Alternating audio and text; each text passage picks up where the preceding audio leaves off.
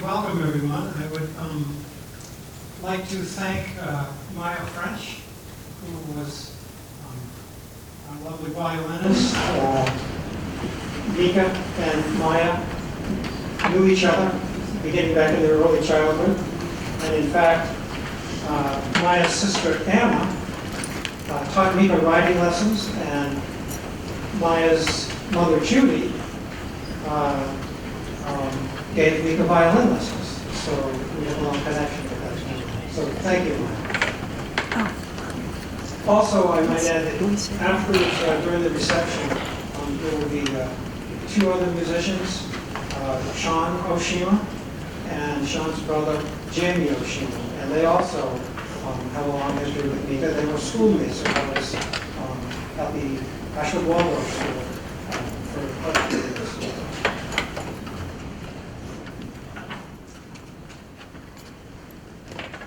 So it's extremely comforting for me to look out across your faces. I can see longtime friends here that stretch back the full span of Mika's life, and newer friends who have known Mika mostly since she was a woman. I need to get back in the light here. On this day, one day before Mika would have been 23, we have gathered to celebrate Mika's extraordinary life. I hope that her presence remains with us well into our futures. I'm sure that most of you know that I am Paul McKinney, Mika's parent. I could have said Mika's dad, but I'm not sure how that squares with the years of heartfelt letters of love and appreciation that Mika annually wrote to me on Mother's Day, as well as Father's Day.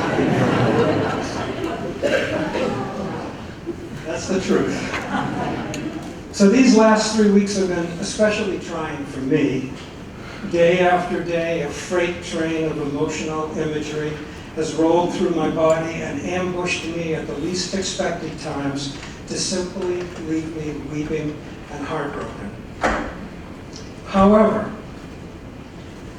that is simply how our beautiful lives are supposed to work.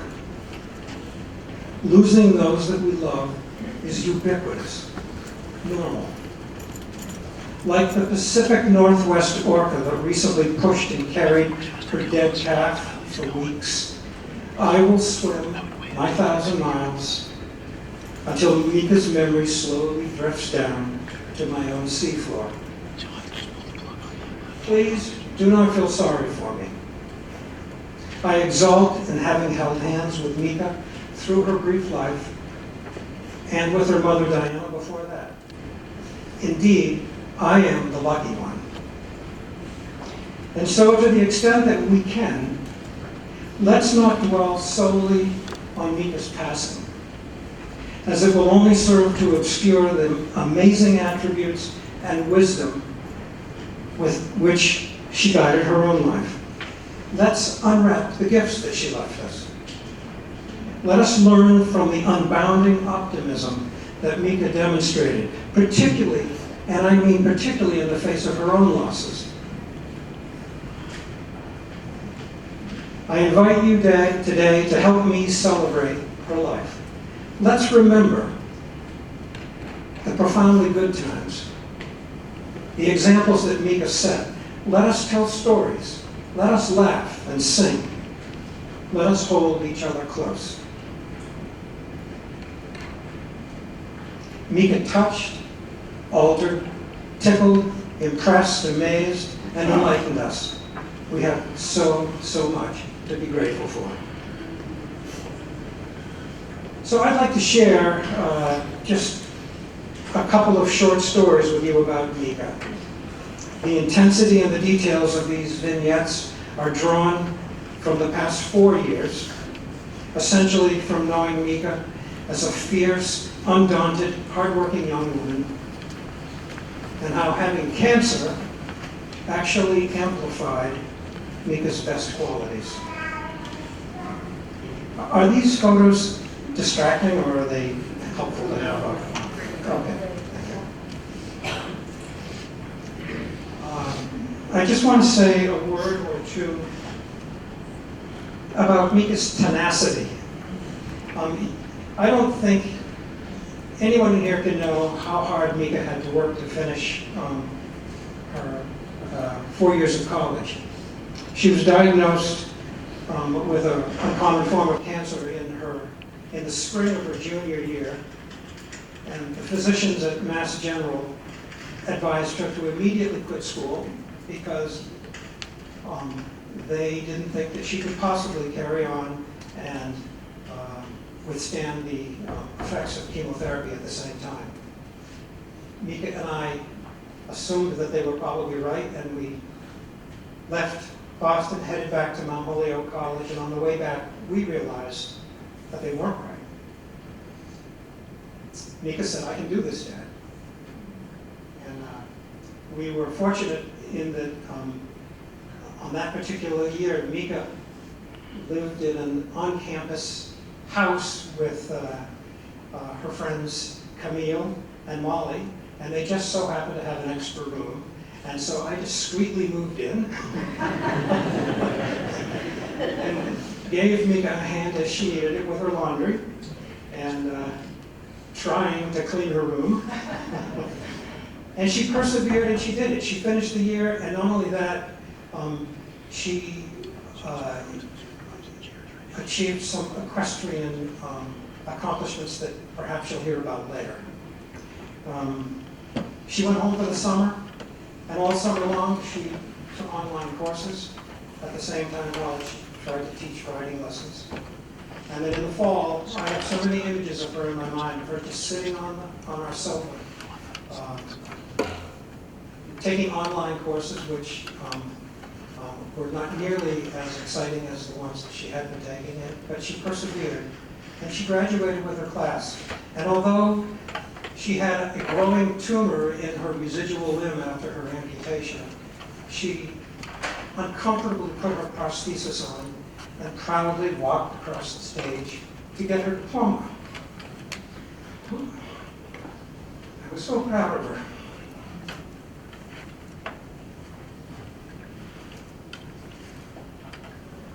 Another short example of her grit is that when she was told that she needed to have her left limb amputated, she began to weep. And she said, "I'll never ride or walk again." And the surgeon bent over and said, "Oh yes, not only will you walk and ride again, you may even run." And she just sat up and she said, "Okay, I can do this." So after her surgery, she got out of surgery quite late that evening, and the following morning when she finally woke up from having been fairly sedated, I was sitting at her side. Actually, I had slept at her side all night, and I knew that we would both look down and see that her body was different, and I wondered how that would be. But I have to tell you that while she was waking up, I jumped on the computer and I Googled above the knee amputation equestrian. And by the time Mika woke up and I showed her the first website I had found, she was already beginning to scheme how she was going to carry on, who her competitors were, what the best classification for her would be. And although she probably didn't use these words, she told me, "Dad, I'm going to kick butt." And she did. You know, she gave it her best. So in short, perhaps the best thing that I can say is that living with Mika has been the best 23 years of my life. Mika's ride through life was performed. Mika rode through life informed by how she rode her horses. Her posture was straight. Her focus was well out ahead. She directed with a firm but light touch. She made transitions seem nearly effortless, and Mika was forever smiling. Thank you.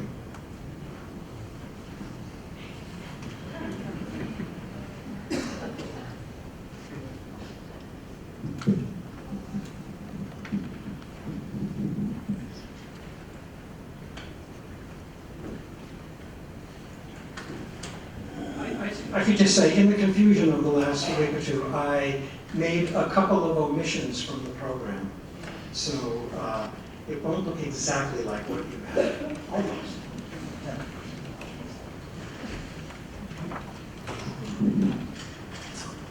Hi, everybody.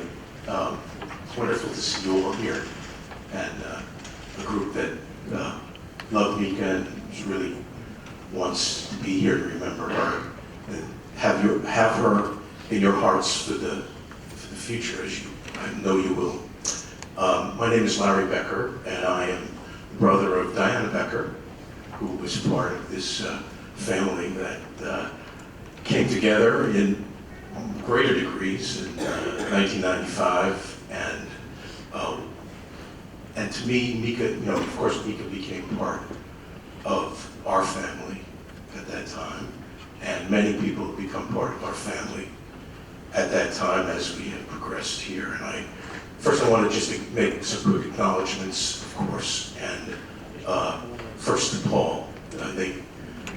Paul and Diana did this together to come up with the idea of bringing Mika here from so far away, and it has turned out he's done such a wonderful, wonderful job of bringing someone into her life and showing the strength that he just talked about is really, without him, this could not have happened, of course. And my sister, of course, had a piece of it for those first 5 years, and I'll talk about that a little later. But I also want to acknowledge some other family members as well. Of course, my family, Kate, Sasha, and Lena Collin, our friend here, joining me and made these last months and years something that was very helpful and meaningful. So Paul's family, we've gotten to know each other and feel part of that family. I do, at least. I know that we have done many things together, seen Mika along the way. And we have cousins here, I have cousins from Florida, from my father's side, and from Stecken. We used to have Stecken days, which is my mother's side, May Becker. And we have gatherings. Mika was there. We all felt together, and this has continued. And this, I can see, is such a meaningful family event. So Colleen, of course, who put so much. Was such a good friend of my sister's, and she put so much love and understanding for me. So yeah, I just wanted to say, in terms of thinking about my sister and my cousin Sandy and Howard were talking about how my mother was ahead of her time, and May Becker, and she was ahead of her time because she went to work. She went early, and she was an independent thinker, and that transferred through my sister, who was a real independent thinker and a forceful person, and that forcefulness made her somebody who could run a new idea, which was a traveling school idea that really made a big impact on people, an enormous impact on people. And there are people here today who had real experiences with that. And that was an element of that. Now, how did that transfer to Mika? Colleen told me a story even when Mika was in daycare. She acted as kind of a mediator between kids and tried to solve problems between kids. And that was one of the strengths of my sister. So I'd like to think that some of that transferred through her. Before I finish, the two things that I really did want to mention about my memories of Mika, and one of them reminds me of my sister. She also had elements, of course, around her that I occasionally look and I said, "I suppose sister." But with her team, being a team captain and organizing and being a leader, and what leadership is about is also being respected by those around you and sharing the vision of where you're going with something. And being an equal, but also having some leadership qualities to move it all along. And so I would love to think that there was some element there that my sister left with Mika. And then I'll leave you with my strongest memories of Mika is that elegance on the horse. I had knew virtually nothing about dressage until she told us about it. And but one of the things I did in my life, I've taken dance classes and tons of dance. The notion of moving through here, moving through space. You don't really move through your feet. You move through this area of your body and moving through space. And the impression that Mika always left with me when she was doing that, she was really controlling it. To me, she was controlling the horse from here and moving square-shouldered, but relaxed square shoulders, moving through space, and that elegance and control and relaxation as well. And that's what I will always remember about her, and will live with me for on and on. And again, thank you for all being here. Thanks, Paul, for all that you have done. Thank you.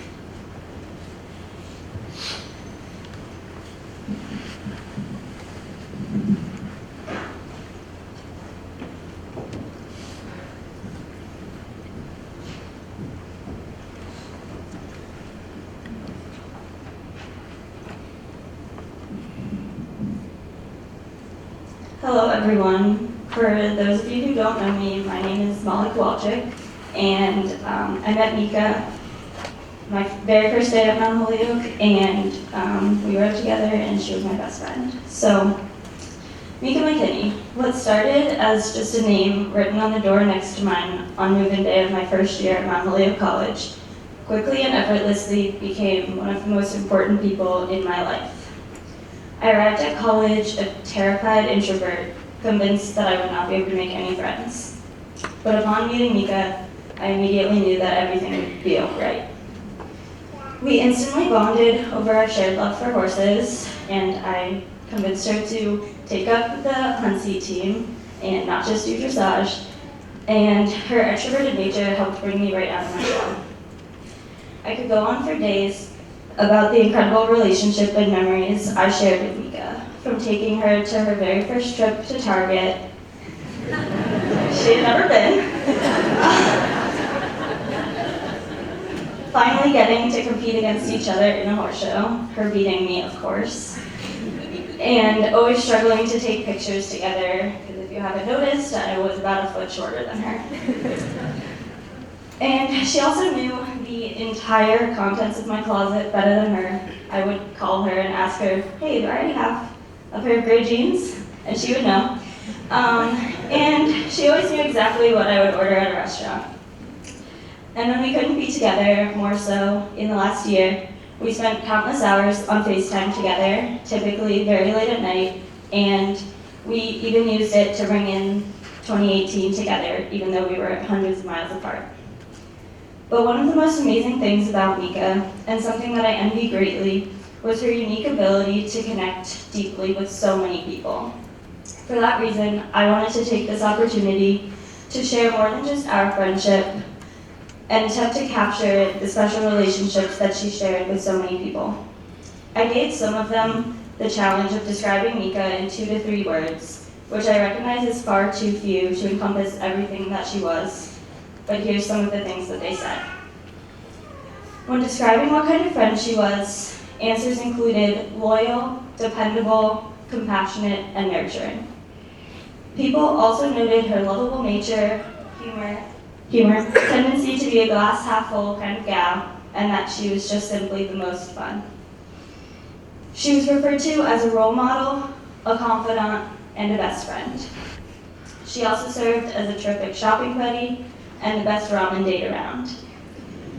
But people didn't forget to mention her sassiness and ability to be completely and brutally honest. Personally, I enjoyed the honesty. She was never afraid to tell me if I did anything wrong, if I looked or smelled bad, and I could always rely on her to tell me if I could truly go a day without showering or if my hair looked too greasy already. There were absolutely no secrets between us. I can honestly say that I would not be the person I am today had I not met Mika. She exuded a confidence and positivity that were infectious, and every life she touched immediately became better, mine included. She has changed my perspective on life, and I can only hope to have as much strength and positivity as she displayed. I am so grateful to have experienced what I know is the friendship of a lifetime at such a young age. Mika was and always will be my best friend. Thank you.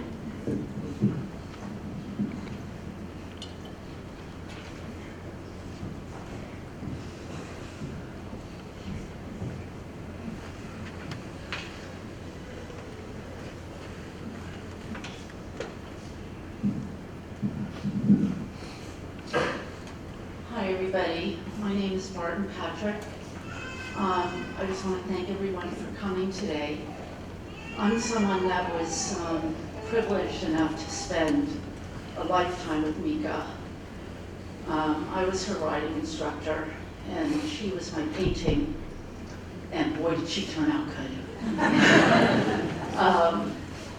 When she came to me for her first experience with horses, her father, who I didn't know, told me that she was just a girl that liked horses, because really what he was saying was he didn't want me to be disappointed that she wasn't a great rider. And I said, I don't mind. All she has to do is like horses. But it became really clear really quickly within a couple of lessons with Mika that she improved. That's all I can say. And her and I were a really good fit. And we spent many, many years together. Really what I think about is we had fun. It was so much fun. And I'm kind of like a 15-year-old with good credit. So like me and Mika could really have a good time because I had all the power of an adult, but the brain of a teenager. So we had so much fun with horses. And it was just beautiful actually teaching someone the skill of riding and then seeing how beautiful they turned out inside and outside. And we had so many great adventures of going to horse shows, with always being the underdog, which that was the fun of it, was going and being really skillful and thoughtful and beating them all in the worst conditions and on horses that nobody wanted and were crippled at one time. I mean, that's the kind of work that we did that turned into something that when we went to the really big places, like where the best people in the world rode, we got noticed.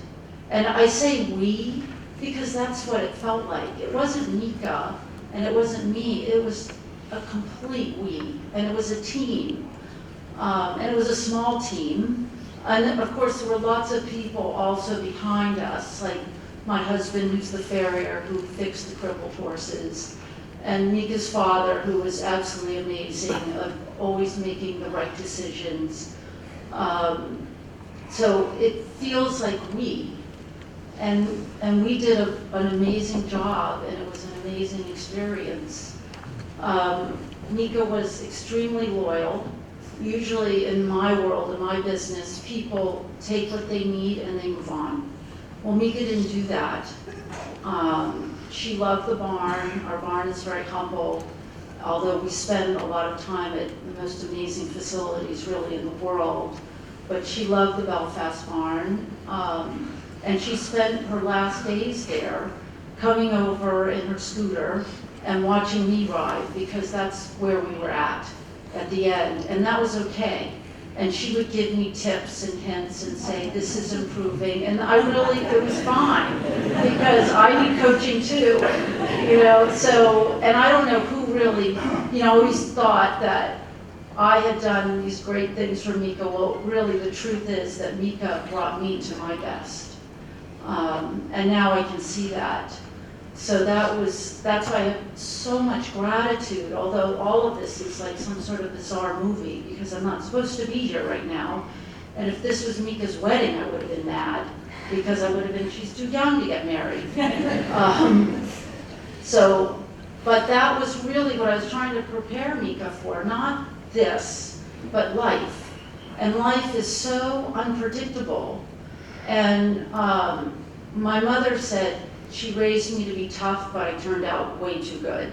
So, you know, my experience with Mika, if anything I could offer her was, like, we're tough. And we're our best, no matter what. And that's what we did. And there was sort of before cancer, and then there was after cancer. And I will tell you that Mika and I made cancer look beautiful. And we were noticed where we were the best riders in the world trained. There was people came and set up a meeting to watch Mika and I and the horse that I trained work. I mean, that's how beautiful it was. It didn't matter where we were. We stood out in the crowd. So I just had a great time with her. And it's been difficult for me now. I realize how exceptional Mika was because I've been so disappointed in all the other humans. I'm like, can't you just step up to the plate? So, and they just can't because there really isn't anyone else quite like her. And I just really can't say enough about her father and excellent parenting because he did an amazing job. So thank you all for coming and supporting today.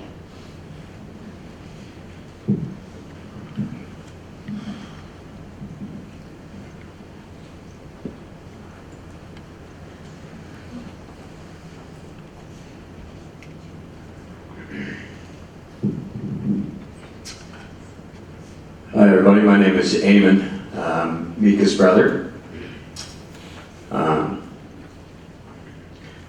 I usually express my emotion through music, and when I found out Mika had cancer, it was quite a blow, as you can all imagine. And I started writing a song right away, which I'm going to play for you today. But I could never finish the song, and to this day I don't know if it's finished or not. But the day that she did die, I was stuck in this one spot and it all flowed out. And then there it was.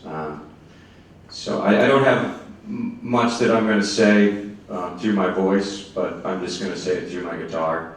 But I thank everybody for coming out and being here. I loved her very much, and I love my family, and I love all you guys, so thank you. So I'm going to do that now.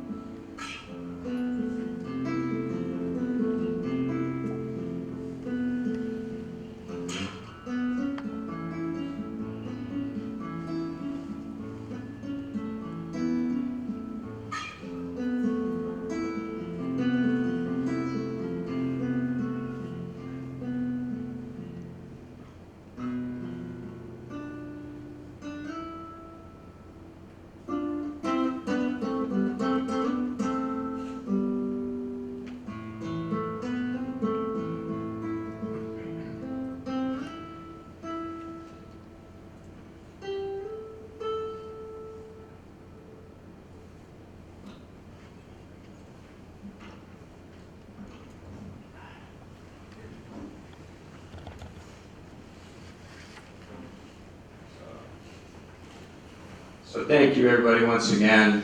As we can see, everybody here, she obviously touched all of us in such an amazing way.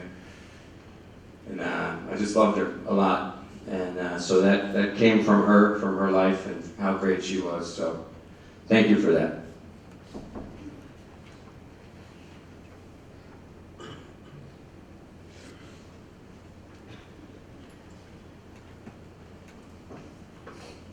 Amen, that song was beautiful.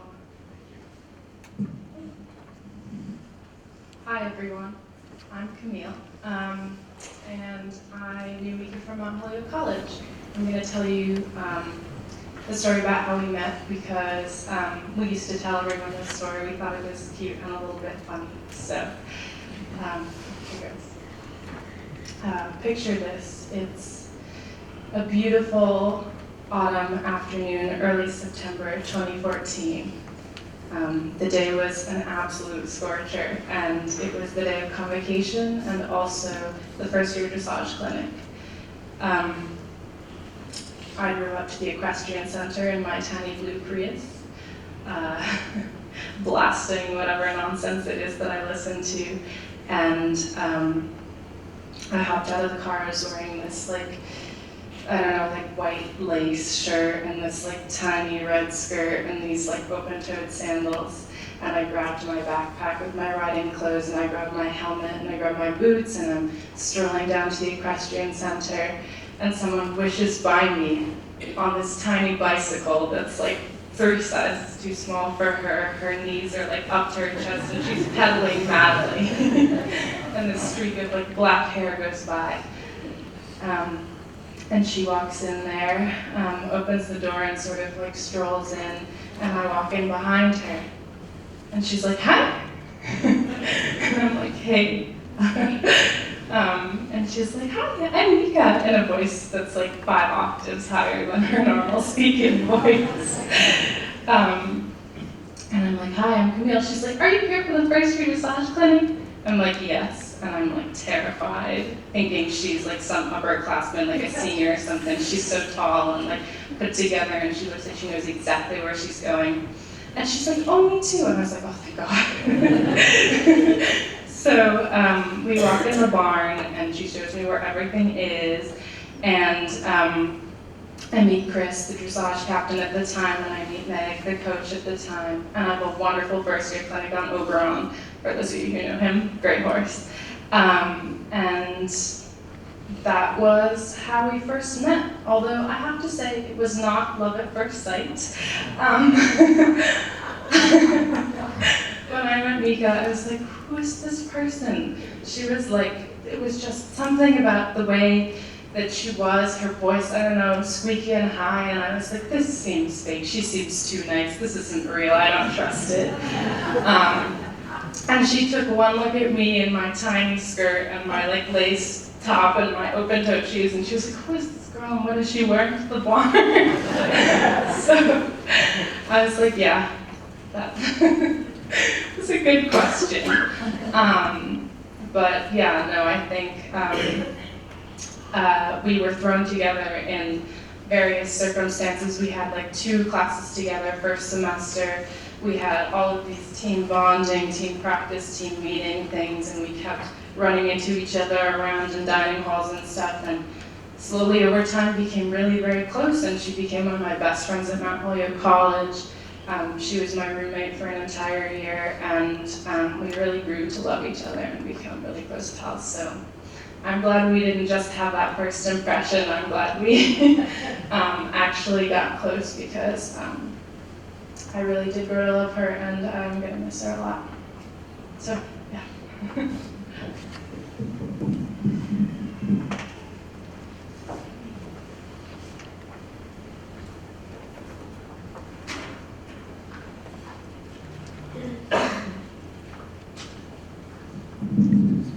Hi everyone, I'm Seamus. I'm one of Mika's brothers, and thank you all for being here. We all love my sister very much. I still remember the day that Mika came into our lives. I remember our father Paul and Mika's mother Diana letting us know that someday they would be gone, and that all Mika would have left for family would be us, her siblings. As it turned out, they were wrong. Not because Mika has left us far before her time, but because Mika had all of you here as family. If you're here today, it's because Mika adopted you into her life, and her spirit touched you in a special way. What do you really say to summarize a life? How do you express all the love you have for someone? So special, so smart, and so talented in so many ways. She was a competitor. No matter what the task, Mika always wanted to outdo herself. And while she was at it, maybe a few others too sometimes. Mika and I grew up together. Although being 14 years younger than me, we also grew up apart. I have countless fond memories of my sister growing up as a young girl. She was just very happy, and just loved seeing her grow up. But then we both led busy lives, and like I said, I knew someday she would grow up, and we would have a chance to spend more time together. I moved back to Belfast with my now wife, Callie, and we spent a lot of great time with Mika that summer. Remember watching her run feverishly down a hill, chasing a wheel of cheese, which she almost got. She was so close. But a busy summer. It was here and gone in a flash. And I remember thinking that it's okay, but someday we will have the time for each other. But Mika was very busy being successful at Mount Holyoke, and very busy riding the horses, and busy making friends all over the world. And I thought maybe someday after college we would have the time, have more time together. And then we had a talk, and I sat there under a tree 5,000 miles from here, and Mika told me she had cancer. And we cried, and I said, I'll be home soon. We'll get better, we can beat this, and then we'll finally have our someday. And our someday, it came. It came over this last year and a half. And it came as I got to know Mika deeper as a sister, and deeper as a friend than I really had my whole life prior to this.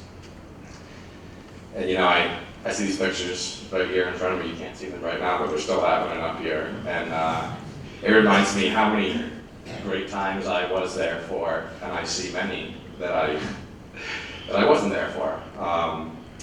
And I guess what it comes down to is not to wait for someday, and to make time for each other today, and to love each other every day, and to live life, to be better than yourself, like Mika did. And to live like Mika, to love your people, whoever they are, show them your love, and share your time with them. Because our time is the most precious gift we have together. And like Mika, I want to make the most of it. So thank you all for being here today and for being a part of our life for the last 23 years.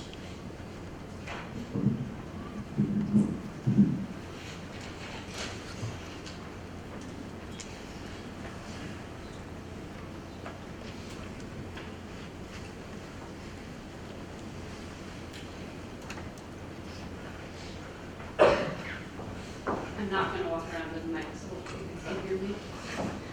My name is Julie Cummings, and I have the absolute pleasure of taking care of Mika at the Alphon Cancer Center. Try to pull it together, I'm not good at it. Said, I'm a nurse, so bear with me. Public speaking is not my thing. I'm not sure how to accurately portray what our friendship was like, or what she meant to me. First time I had Mika as a patient, I bonded with her over a blood transfusion. She was quiet, just listening to music and texting on her phone. But towards the end, she was in a huge rush to leave. I wasn't sure why, until she informed me that she was on her way to Mount Holyoke to visit her friends. Once I found that out, the nurse came out to me, and I said on and on about how she needed to be careful, and how she was going to get sick, and how this was such a bad idea. I probably gave her about 15 bottles of hand sanitizer and 1 million masks. She took them with a smile, let me say my piece, And as she stood to leave, she smiled that $1,000,000 smile and said, "Thanks for the advice. I probably won't take any of it." And walked out. And I knew at that moment I had bet my match and our friendship would begin. I have always said that cancer is a beast that does not discriminate. It does not care if you're 10 years old or 100 years old. With that being said, I watched Mika go through the hardest of times with the most grace and positivity. On the day before she left us, Paul and I were sitting in her room. The oncology team came to round on her. They asked how she was doing and if she needed anything. She smiled brightly, said, "I think I'm good." Then looked at Paul and said, "Right, Dad?" And Paul and I both laughed. This showed that even during her struggle, she was so positive and vibrant with a never quit attitude. She sent me a video the first time she got up after her amputation and the lung surgery. And in that video, she said something I'll never forget. She said, "How am I doing?" The nurse replied, "Good."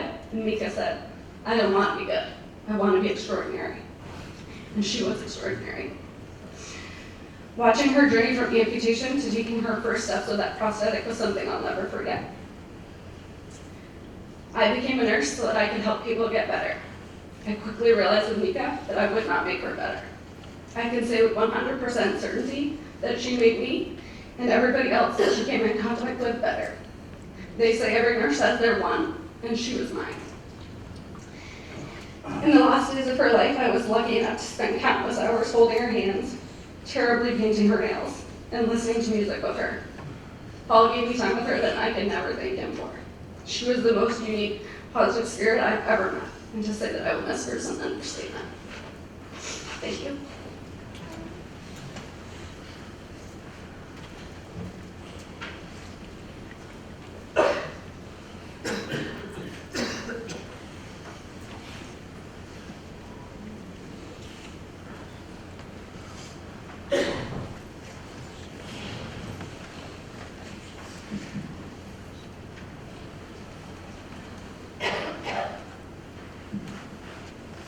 Hi, I'm Sarah, and this is Bill Smith.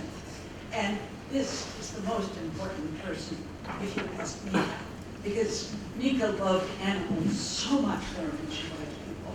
So I feel really glad that she got to meet animals and so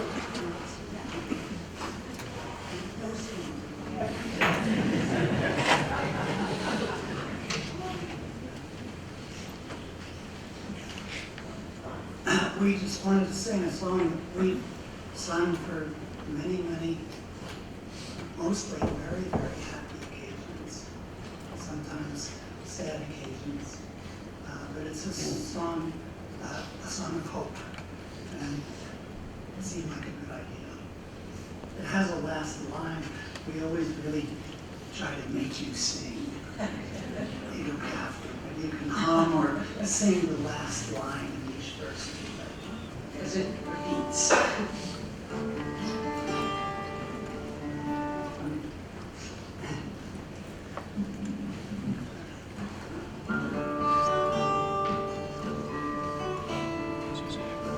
oh, that I am golden red and needles so fine.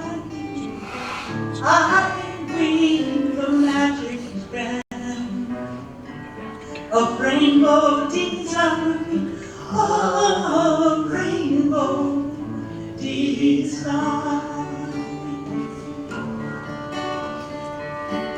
And I would weave the bravery of women giving birth, and I would weave the innocence of children of all earth, children of all earth.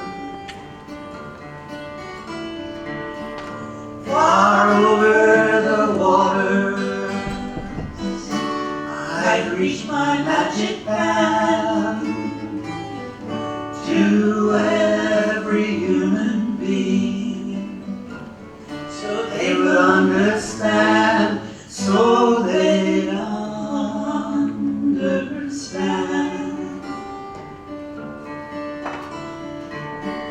Show my brothers and my sisters my rainbow design. Bind up this sorry world with hand and heart and mind, hand and heart and mind. Far over the waters, I reach my magic band to every city, through every single land, through every land. Oh, had I a golden thread and needle so fine, I'd weave a magic strand of rainbow design, of rainbow design.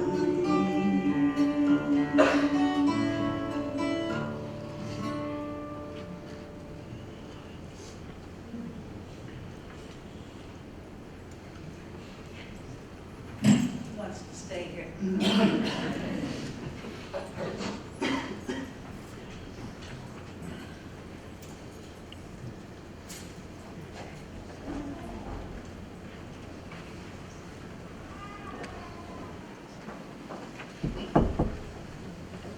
Hi, I'm Sarah McKinney, the lucky niece of Paul and the late Diana, and a very, very fortunate person to have been the, as Mika sometimes called me, sister cousin.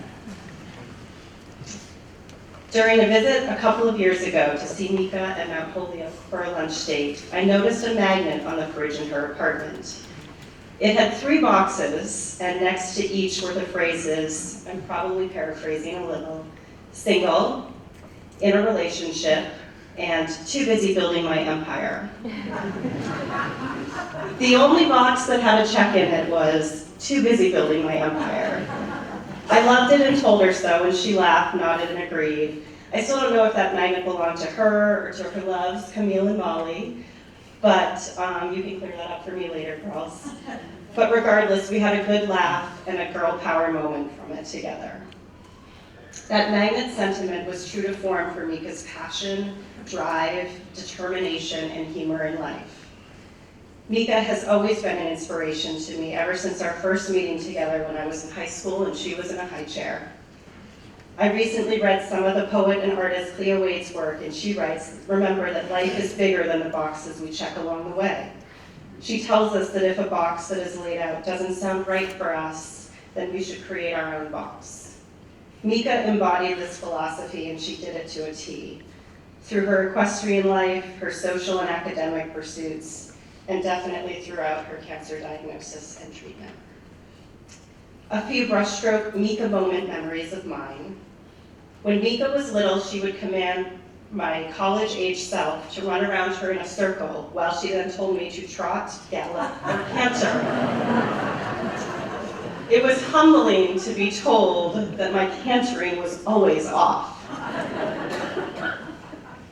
Mika hung out with me to watch my makeup get done on my wedding day, and then directed my makeup artist on a couple of occasions when things were strained from the natural look I had requested. She had my back. I got a phone call from Mika while I was out at dinner one Friday night during her senior year of high school. She called her counselor cousin as she was feeling nervous that she would not get accepted into her first choice school, Mount Holyoke, and she needed to talk it out.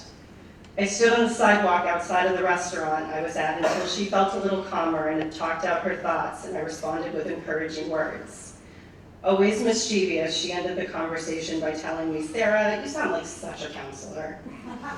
As was so often the case, we ended our conversation with laughter that night. Fast forward from that sidewalk phone call to then be able to watch her walk across the graduation stage 4 years later at Mount Holyoke to receive her degree. It's pretty Mika. In her almost 23 all too short years, Mika's reach, her spirit, Her competitive nature and her huge heart touched so many lives and filled all of our hearts in return. Looking around now and knowing I'm in a room full of people who all have their own special Mika moments fills my heart with gratitude and lets me know that Mika did build quite an empire around her after all. Mika, I love you and I miss you. My phone has been so quiet these days without your emoji hearts and texts. Thank you for being the best little sister cousin I could have ever asked for. Your influence has made me a stronger person, and I'm forever grateful that you joined our family.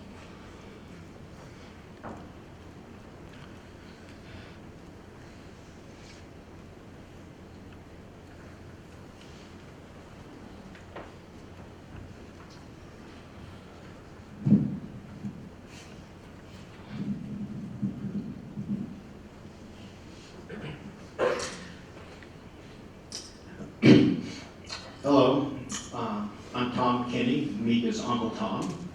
And I'm Jane McKinney, Mika's Aunt Jane. There are many things for which Mika will be remembered. She was a daughter, sister, niece, cousin, friend, scholar, athlete, optimist. I was recently browsing through what seemed to be an endless array of Mika's Facebook pictures when I came across a post she had written in June of this year that read, "Always looking up and ahead." True words written by an optimist. Whether it was school, horseback riding, the job she had, or personal contacts she made, everything was part of a larger vision.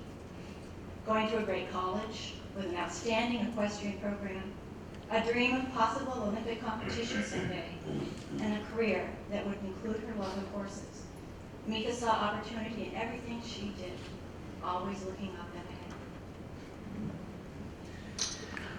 I have a vivid memory from a sailing trip several years ago. I was in our boat, off to the side and slightly behind Paul's boat Nettie. So we were motoring along, I think out of Belfast Harbor. Paul was up on the forward deck taking off sail ties and getting the sails ready to be raised. Mika was probably in the 6 to 8 or 9 years of age range. She was sitting up on the edge of the combing around the cockpit, hand on the tiller, keeping a lookout for buoys and other obstacles, maintaining a course into the wind and squarely focused on where she was going. As I think back to this scene, even at this young age, Mika looking up and ahead was symbolic of how she would live her life. She continually impressed Tom and me with her optimism, determination, and ability to be her own best advocate for decisions and actions that impacted her, especially over the last year and a half. These characteristics have made a forever impression on the two of us and how we will continue our lives. Despite the obstacles placed in front of her and the change in the direction of the wind in her face, Mika continued to embrace optimism and would just move the tiller to a slightly different direction and continue to look to the future, always looking up and ahead. Mika's presence would light up a room with her glow, her smile, and her gentle touch. One afternoon, while sitting next to Mika in the hospital, she asked me to hold her hand. She was going through some tests at the time, and while she rested, I took note of her slender fingers and her soft, flawless skin. And I realized what a tender and comforting moment it was for both of us. There's a quote from an unknown author that comes to mind. "You may hold my hand for a while, but you will hold my heart forever." And indeed she will. Indeed, we are all heartbroken and will forever miss our beloved Mika. We think Mika would want all of us to know that it's okay to be sad, to grieve, and to miss her so very much. But more importantly, she would want us to remember that we all still have our own futures and to make the most of.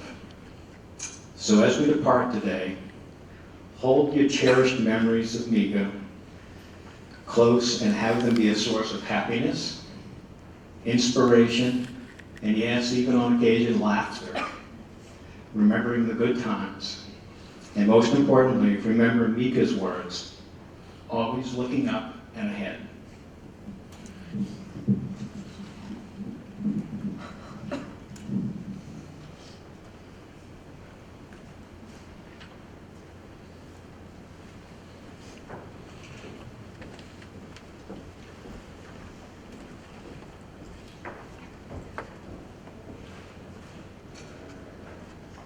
I'm CJ Law. I was her coach, Mika's coach at college.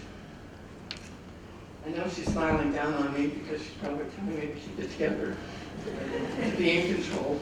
And most of my students that are here in the elements know I have a hard time. When Paula asked me, I thought, oh God. Yes, I do. Because she was so special, and obviously all of you know that. A very, very special individual that touched all of our lives, and I feel, out of all the students that I've taught, I've been at Mount Holyoke for 35 years, that she's truly one of the special individuals that I've had to teach in my entire time. Thank you, Paul, for sharing her with us at Mount Holyoke, and thank you for doing such a wonderful job of raising a person, an individual, a young woman that touched so many people. Through Mount Holyoke, we are a prestigious equestrian program, and so many people follow Mika's story through my Facebook account. Sometimes my children will laugh and say, Mom, why do you have to write such long books on Facebook? But again, I loved it because so many people were able to follow her story, but also it has brought the equestrian community together.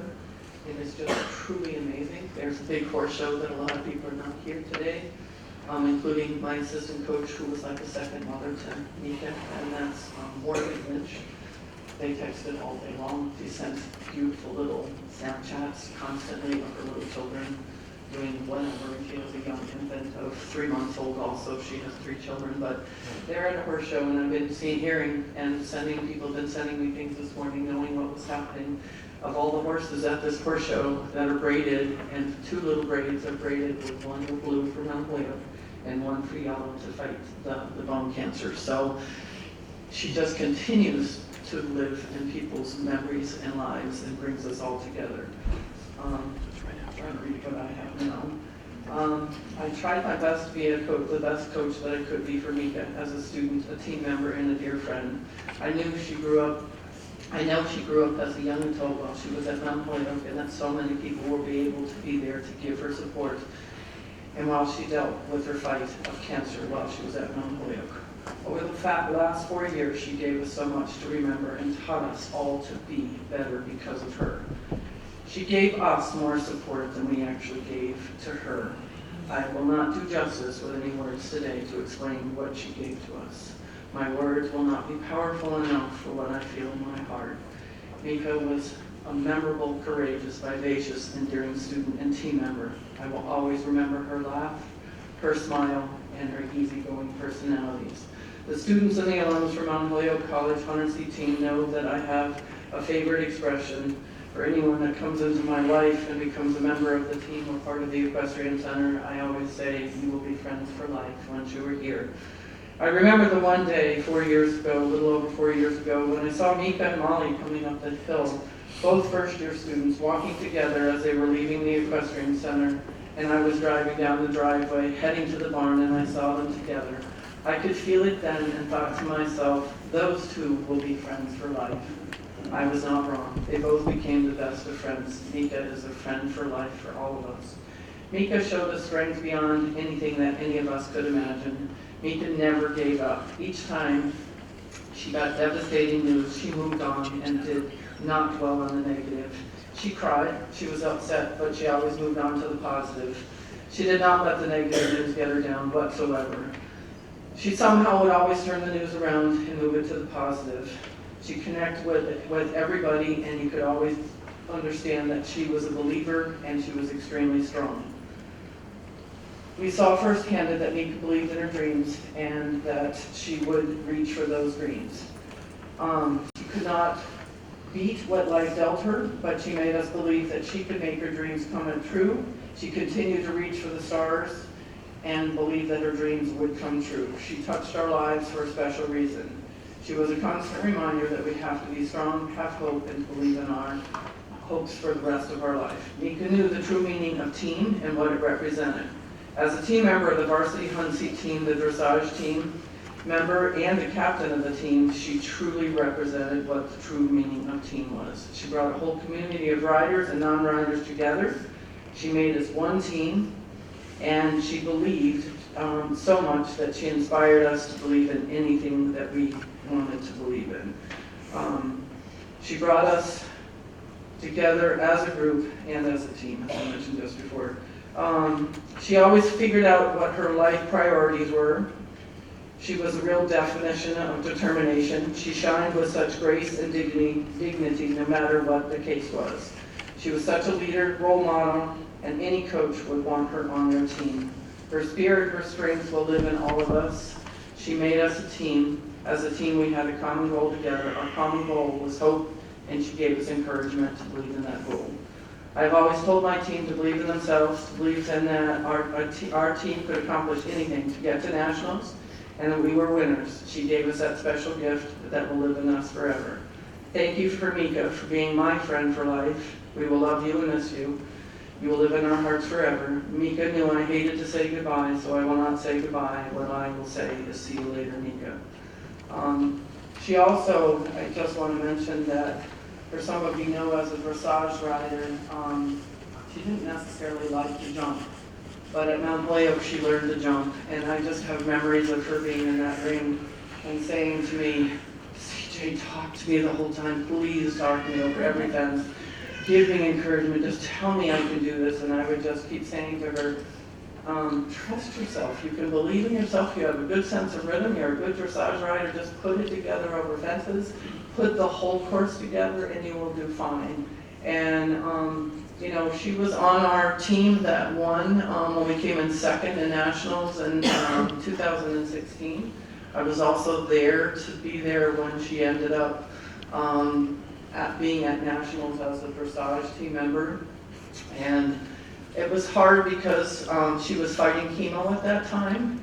And, you know, she had the 3 weeks that she would go and then she'd have 1 week off.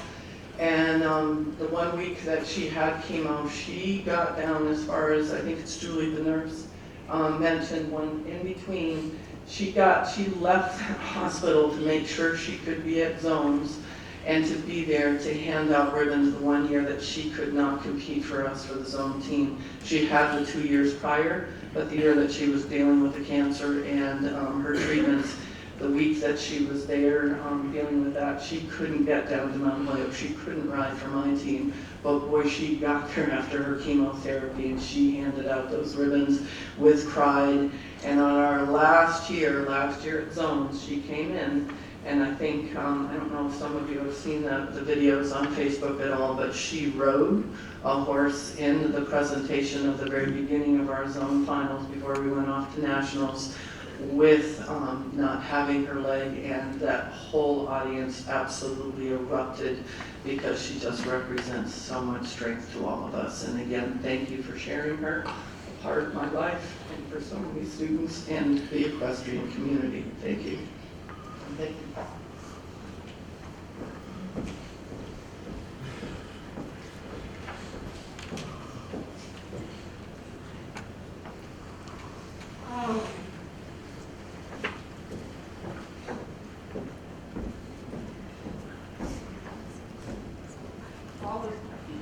Paul is going to put on a video that a student of mine from the 2016 Nationals. She rode as an alum and participated at Nationals, and her name is Illa Adonki. And she put together the most beautiful video of just searching through photos after photos after photos. But what you will see that is so beautiful is that she really made sure that she reached out and brought Paul and Mika's family together in this video, and brought the dressage together and the hunt seats and parts of Mount Holyoke. And I just want to thank Illa for doing such a beautiful job, and the music that she did with this video. It's a great tribute, and that's from Illa Adonki.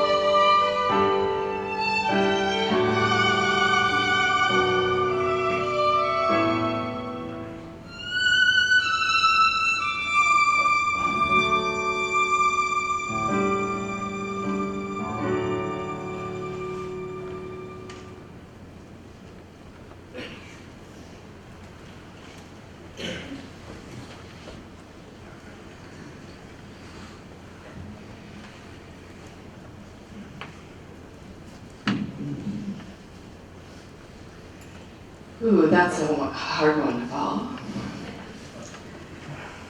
Thanks everybody for being here. I'm Colleen O'Connell. I was Mika's mother, Diana's colleague, friend, sister.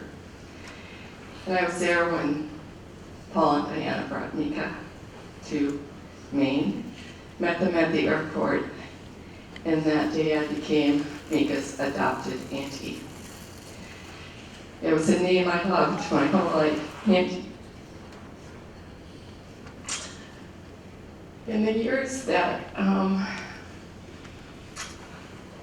Mika was little, I enjoyed, of course, every piece of her childhood.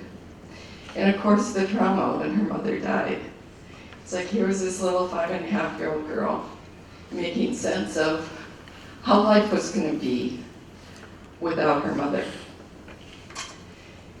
And one day she came to me weeks after Diana died, and she said, Auntie, am I ever going to have birthday parties again? And I looked at her and I said, oh, Mika, yes. We will have birthday parties, and I promise you, how about if you and I make sure that always happens? Well, let me tell you, that girl held me to that. And through her years growing up, she would sometimes months before call me and say, I'm thinking about this for my party this year. And I'm like, well, talk to your dad, we'll figure it out, we'll make that happen. And we did. We made it happen every year. Sometimes it would just be Paul and I and Mika having dinner. Mostly, it was a room or a house full of friends, of neighbors, of parents of friends, and we would all be there celebrating Mika with a cake. And she would be so happy because one of the things Mika loved most was be surrounded by her friends. And so, in high school, it changed a little bit. They went up to the room and shut the door, and the friends were up there and the parents were down there. But we continued. And I remember when Mika was a senior, she was a very busy girl. It was horse shows on weekends, and her birthday was approaching, and she called me and said, I don't think we're going to be able to do anything this year. And I said, well, how about if you and your dad and I just go out for dinner? She said, okay, that'll be good. So on her birthday night, Paul had made reservations at Darby's, and I called him that day and I said, Paul, bring Mika's people. And her people were all of her dolls, her American Girl dolls, and all of her stuffed animals, Fluffy the dog, Ginger the horse. So Paul and I got there early. We set up a booth with all of her people. And we met her at the door of the restaurant, and the waiter walked us back, and she arrived, and she just broke into laughter because we had set up all of her animals. And so, the little girl in her, even as a senior, could come out. Well, the next year when she went off to college, I thought, okay, I guess our job is done, my job's done. She's growing now. She doesn't need birthday parties. But she called me a week before her birthday and she goes, Auntie, what are we going to do for my birthday? And I said, well, what makes sense? And she said, well, maybe you could bring me a cake down. And I said, okay. I said, can you get your friends together? We'll do it in your dorm. We'll just have a birthday party in your dorm. And sure enough, I came down, I brought the cake, and she'd invited her friends, all of her new friends from across the campus. And they all sat in the hallway and ate cake and chatted. And of course, Mika was in her element, Queen Mika, with all of her friends sitting around having cake. Molly, you were there. Camille, you were there. And the next couple of years, she called me a couple weeks in advance, and she goes, this year I want to have it at the barn. Bring it after our workout. So I went to the barn, brought a cake, ice cream, and all the equestrian team at Mount Holyoke celebrated Mika's birthday. Well, last year, she was home with Paul, really deep into chemotherapy. And I started thinking months in advance, what are we gonna do about Mika's birthday? What will she wanna do? But I got this call, and she said, I've invited all my friends from Mount Holyoke to come to Belfast, and I've reserved the Common House, and we're gonna have a big weekend slumber party. Do you think you could come and cook for us? And so, of course, so I came and we had a wonderful weekend. I remember coming in to make breakfast and there was a puppy pile of girls on the floor in sleeping bags. And they just had a really great time. And so, in closing today and thanking all of you for coming, I just want to note that tomorrow is Mika's birthday. And a month ago, I started thinking, what are we going to do for Mika's birthday this year? And as I was talking with Paul one day about here, and that today was the day before her birthday, I realized that we needed to have a birthday party today for Mika McKinney to celebrate her 23 years of life. And so we have a cake for Mika, which we will be serving. It's not her favorite one. Her favorite one was chocolate chip zucchini cake that I baked. But I was not making enough for 250 people, so there may not be enough for all of you, but just, you know, whoever gets there, first come, first serve. But to end our service today, I'd like you all to stand up, and I'd like us all to sing Happy Birthday to Mika.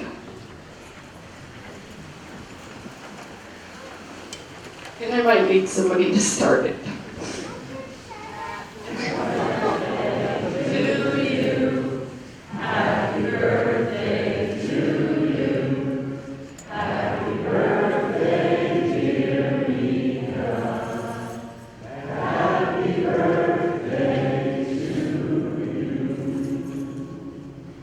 Thank you so much for coming.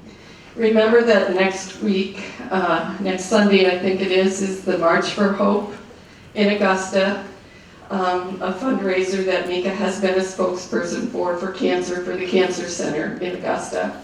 And you're all welcome to join Mika's team in March next Sunday in Augusta. Saturday, okay, it's not Sunday, thank you. Saturday, what time? 9 o'clock. So please come out. Mika's been a spokesperson and has been blogging right up to the week before she died. And there's going to be luncheon out there, snacks, and please, there's a book to write in and pages for anybody who wants a story to tell, and leave that for Paul as a memory. And again, it's been our pleasure and our joy, all of us, to have known Mika and to have had her in our lives. Thank you.